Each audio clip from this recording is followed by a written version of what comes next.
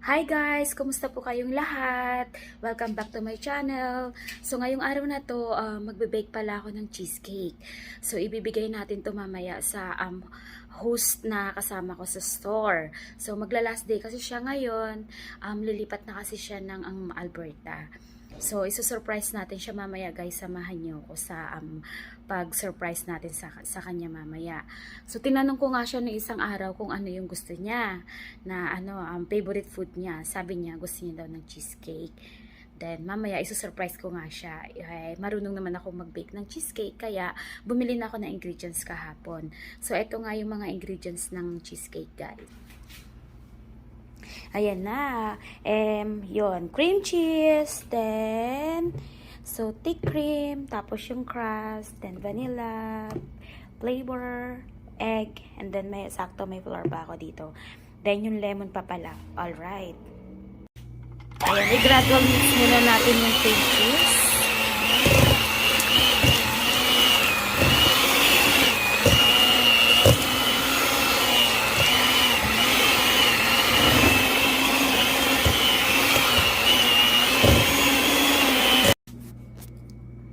Then, halo pala natin yung dalawang egg. So, gradual lang yung paglagay natin sa egg. Diba? Ang hirap mag-beat yung kapag, yung isang kamay ay may ginagawa. So, dala-dalawa lang siya, guys. Yan.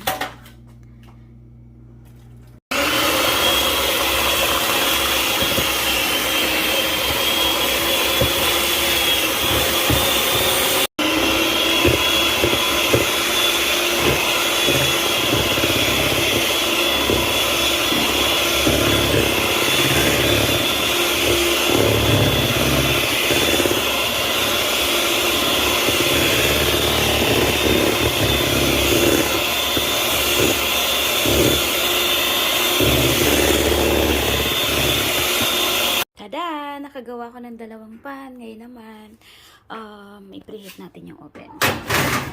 So,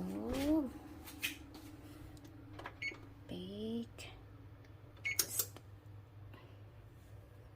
Buksan natin yung ilaw.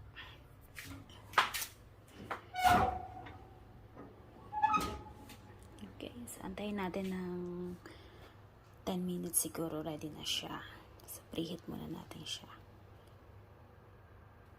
Yahoo! Ito na nga, ready na. So, nilagyan ko muna ng water yung pan. Sakto, kasyang-kasya naman yung dalawa. Yan. Okay.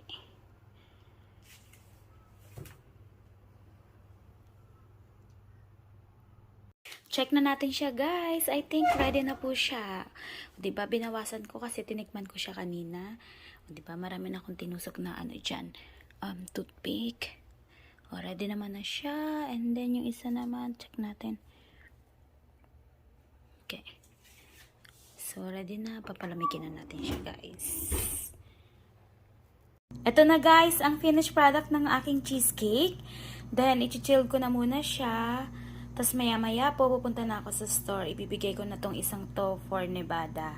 Thank you guys for watching. Bye!